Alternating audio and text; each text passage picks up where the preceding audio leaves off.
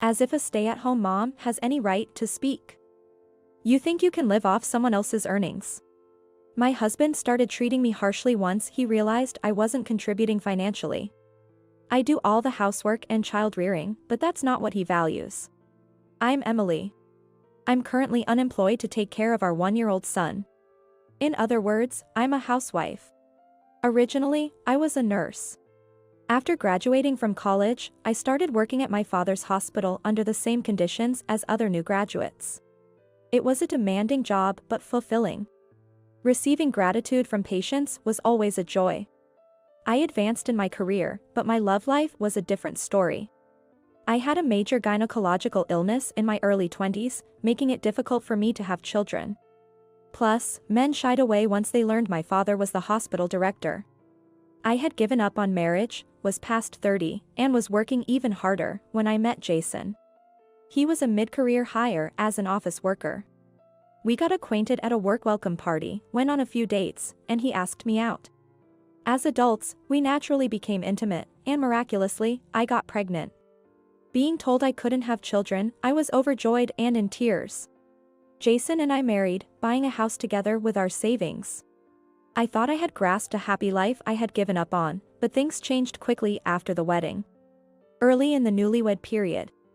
After work, we came home and were eating dinner together when Jason made a shocking revelation. He had been in a bad mood all day. I was also paying mind to him without understanding why. I myself was suffering from severe morning sickness and wasn't feeling very well. Wait, you knew I was the director's daughter before we started dating? Well, I'm an office worker of the hospital. I had never openly said I was the director's daughter. In fact, I kept it a secret. But you acted surprised when I talked about my parents. That was all an act. Just pretended to be shocked. Jason admitted he accessed confidential personnel files using his office privileges. Turns out, I drew the short straw. There's no benefit in marrying you. Jason had believed that marrying me would lead to a salary increase or a promotion. But despite waiting, nothing changed. Today, he confronted my father, the director. But reality is harsh. My father is still active, and my brother is his successor. My brother was treated like any other doctor. My father is a firm believer in meritocracy. Although Jason has become a son-in-law, he has yet to achieve anything. My father would not suddenly give preferential treatment to such a single, mid-career clerk. Looks like the director doesn't care about his daughter. No plans to favor his son-in-law. Don't tell me you married me for that reason? I never imagined Jason to be so power-hungry. I hoped he was just drunk and slipping up, but it was chilling. Thoughts of divorce crossed my mind. What else is there? I did you a favor by marrying an old maid like you. I deserve some perks. Hey. I need more booze. And bring me an ashtray. Jason, getting irritated, reached for a cigarette. Stop that. You promised to quit smoking. I am pregnant, after all. If he must smoke, at least do it outside. What? You're just being dramatic. That's just stuff they say on TV and in magazines. I want to smoke whether you're pregnant or not. If you hate it so much, why don't you just go outside? That's awful. Don't you realize your child is in my belly? Yeah, well, that's true. So, how about this? It's prenatal education. Since it's my kid, he'll probably smoke someday. Consider it early learning, Jason said, laughing. Are you serious? This joke was in extremely poor taste. But I wasn't about to back down quietly. Stop joking around. If you're going to smoke, go outside. I was resolute, pointing towards the door. Jason, perhaps pushed by my power, said, as expected of a young and powerful woman who became head nurse, "You have a strong spirit," and walked out without further comment. The next day, Jason casually said, "Sorry about yesterday, I drank too much and said things I didn't mean. I'll forgive you this time, but please, quit smoking. It's harmful to the fetus, and I'm worried about your health too." Yeah, I got it. I'll be careful. Honestly, I was quite troubled by Jason's behavior yesterday, but I still love him, and he is the father of my child. I figured he just lashed out in frustration after being seen through by the director for his ulterior motives. So, I decided to tolerate it. Time passed, and I gave birth. My long-awaited child could not be born in perfectly good health. It was discovered that he had a congenital respiratory disease. I cried many times, feeling sorry for my son. But I decided to cherish him, grateful he was born to us. Fortunately, his condition was operable and could be cured with surgery. Due to the need for regular hospital visits, I resigned from my job. I dedicated myself to caring for our son and preparing for everything. But Jason was strongly against it. He pressured me to return to work. "Hey, why did you quit your job? Don't joke about being a stay-at-home mom. You're just planning to mooch off my earnings and laze around, aren't you?" I couldn't understand how he could think caring for our son equated to playing around. That's not true at all. I'm obviously going to care for our son. Why don't you just admit him to the pediatric ward of our hospital? It's your family's hospital. They can handle it. Listen, he's your son and mine. If he can stay at home, that's what we should let him do. Because of that, I'm having a hard time. We still have a mortgage to pay. And I can't even smoke in my own house. But he has a respiratory illness. You must realize that secondhand smoke is dangerous for him. That's not my problem. It's your fault for not giving birth to a healthy child. You are the worst. The rift between Jason and me kept deepening. Yet, I couldn't think about divorce right away because I was too occupied with caring for our son. My love for Jason had completely vanished, but I didn't want to expend energy on unnecessary matters. Then, one early Sunday morning, my son threw a fit, and I rushed him to the emergency department of my father's hospital. By the time we returned home, it was already evening. Exhausted from crying, my son had fallen asleep in the car.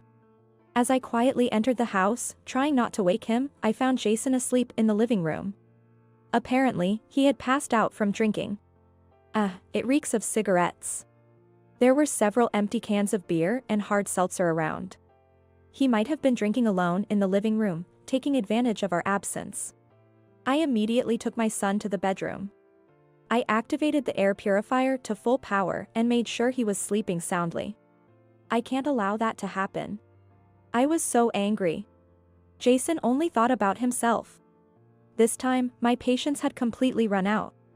As I approached to wake him up, I noticed, the cigarettes still lit.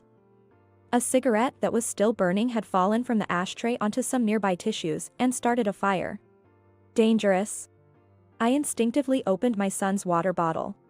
It was more than half full. I doused the flames with the water inside. The fire hadn't spread far, so it was quickly extinguished. One wrong step and it could have been a disaster. I poured the remaining water all over Jason, who was still snoring loudly. Wetting the table and carpet didn't matter anymore, as cleaning up would be just a bit more work. What the heck? That's cold. What are you doing? Jason jolted awake. It took him a moment to grasp the situation, but seeing me with the water bottle, he realized he'd been woken up with water. Don't mess with me. Who do you think you are, a stay-at-home mom living off my earnings? His anger flared up like a rapid boil kettle. Silently, I pointed to the ashtray. What? What's that? Oh, was it about to catch fire? Well, everyone makes mistakes, right? You put it out, so it's fine. Jason never apologizes. Let's get a divorce. I had made my decision. This man was no good. Hey, stop joking. This is such an overreaction. You're a stay-at-home mom, right? If I don't earn, we can't live, can we? Jason started to panic, but he still didn't get it. Look, just because I'm a stay-at-home mom, which you love to point out, doesn't mean I can't work. I'm a nurse. I could go back anytime, but I choose not to for our son's sake. You don't help with our son's care, in fact, you're more harmful than helpful. Who needs a man like that? Our son's illness is not an overreaction. It's about our son's life.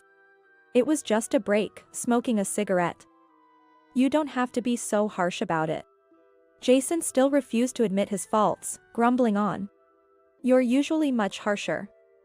If your logic about stay-at-home moms holds, who do you think enables you to go to work? You never did any housework, even when I was working. I'm handling all the caregiving and housework alone. You just go to work, which must be so much easier for you.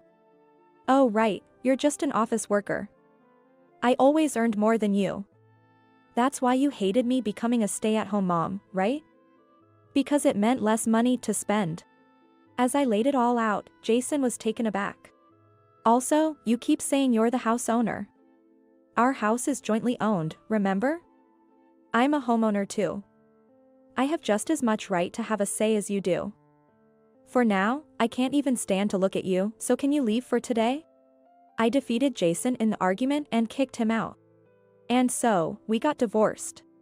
A nurse colleague of mine, who had been divorced, always told me, when you divorce, make sure to get a lump sum for alimony and child support. Remembering her words, I sold the house. It was originally bought with both mine and Jason's savings, but I no longer wanted to live there.